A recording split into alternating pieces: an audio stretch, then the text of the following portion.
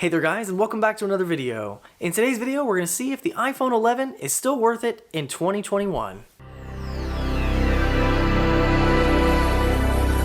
Alright, and just to give you some specs on the iPhone 11, it was released back in 2019, however it is still sold by Apple, so you can still pick one of these up if you want to. It does come in a couple different colors, so it comes in black, green, yellow, purple, product red, and white. We have 3 different storage capacities, so it comes in 64, 128, or 256 gigs of storage. It is non-expandable. For our display, we have a 6.1-inch liquid Retina HD display, as Apple calls it. It is an LCD panel with IPS, has a resolution of 1792 by 828 at 326 ppi. We do have a 1400:1 contrast ratio. We do have True Tone display, wide P3 color gamut, haptic touch, and 625 nits of max brightness, so this should get plenty bright out in daylight. Now for our processor, we have an A13 Bionic chip, 4 gigs of RAM in the iPhone 11. For our rear cameras, as you can see, we do have one more camera over the iPhone XR, so we do have 2 12 megapixel cameras. We have an ultra wide this time with an f2.4 aperture and a 120 degree field of view. The wide camera has an f1.8 aperture. We do have 2 times optical zoom and digital zoom up to 5 times. We have portrait mode and portrait lighting effects, as well as optical image stabilization and night mode for the first time on the iPhone. The rear cameras are capable of recording at 4K at 24, 25, 30, or 60 frames per second. So the front-facing camera also got an upgrade over the iPhone XR, so we went from a 7 megapixel to a 12 megapixel camera with an f2.2 aperture, also offering the portrait mode, portrait lighting effects, and this one also does 4K video recording at 24, 25, 30, or 60 frames per second. The iPhone 11 does offer gigabit class LTE with 2x2 MIMO, 802.11ax Wi-Fi 6 with 2x2 MIMO, and Bluetooth 5.0. One other good thing that we got over the iPhone XR is a slightly larger battery. So the iPhone XR had a 2,942 milliamp hour battery, while the iPhone 11 has a 3,110 milliamp hour battery. So looking at the front of the iPhone 11, you probably would not be able to distinguish this from an iPhone XR. And that's because it has the exact same display. So if you have a good thing going, don't change it. That's what they did. They kept the same basic design of the iPhone XR with the iPhone 11. So what did they do? They only added the camera on the back. They added another camera, they made it into a little camera hump, and that's about it. They changed the colors. That's really it. So if you've had an iPhone XR and you upgrade to an iPhone 11, you'll feel right at home. And the cases that work on the iPhone 11 also work on the iPhone XR. Obviously not the other way around, because you have 1 camera on the XR versus 2 on the 11, but they are the exact same design. So you have the exact same rounded edges, you have the exact same button placement on the volume keys, the silent switch, the holes for the speaker and mic, they're all exactly the same. So it is a good design, but again, it's nearly identical to the iPhone XR.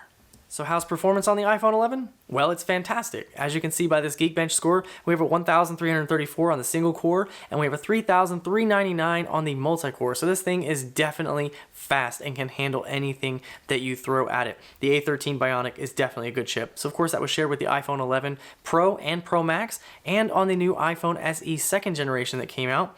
And this thing also has 4 gigs of RAM, so this will have good performance for years to come. Alright, now we'll do a quick social media test. So we'll just test out a couple social media apps just to see how well they perform here. So we'll start out with Twitter. So as you can see, that started up very quickly. Images are already loaded. As I scroll down, everything is super fluid, super fast. We check out fleets here. You can see we can fly right through them. We can go into a new tweet, and that works really well. Now let's go ahead and check out Instagram. As you can see, that loaded up pretty quickly also. All our images are loaded. Go to the very top, check out some of these here. So you can see your stories load up pretty quickly, even videos and everything. Let's check out the camera.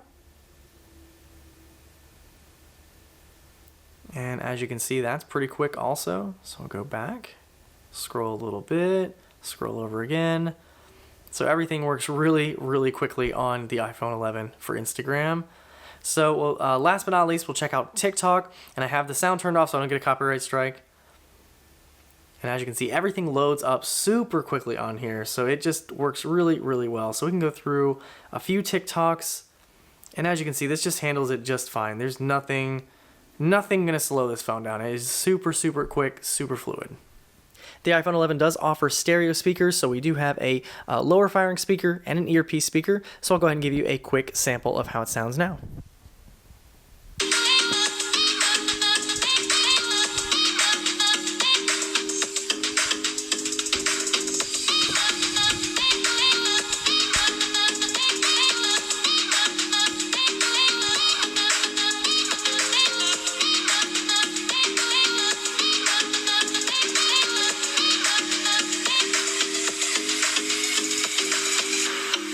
The iPhone 11 does definitely have some good speakers on it, and they do get pretty loud. So how about the display?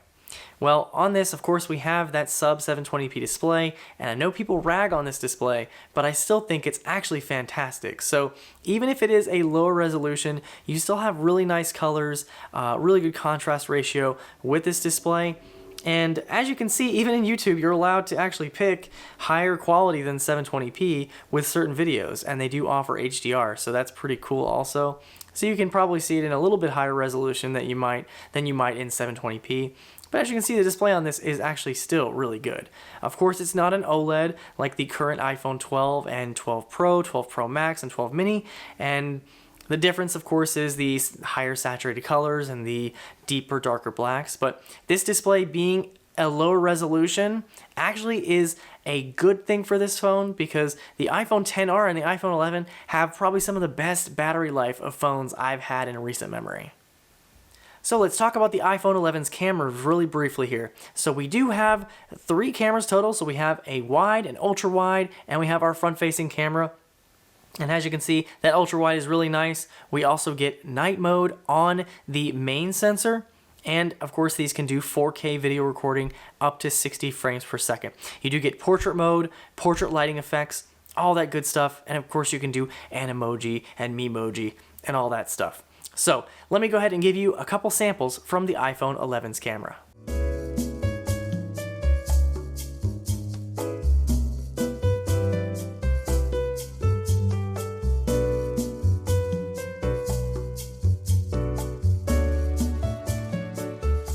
Here's a quick sample from the iPhone 11.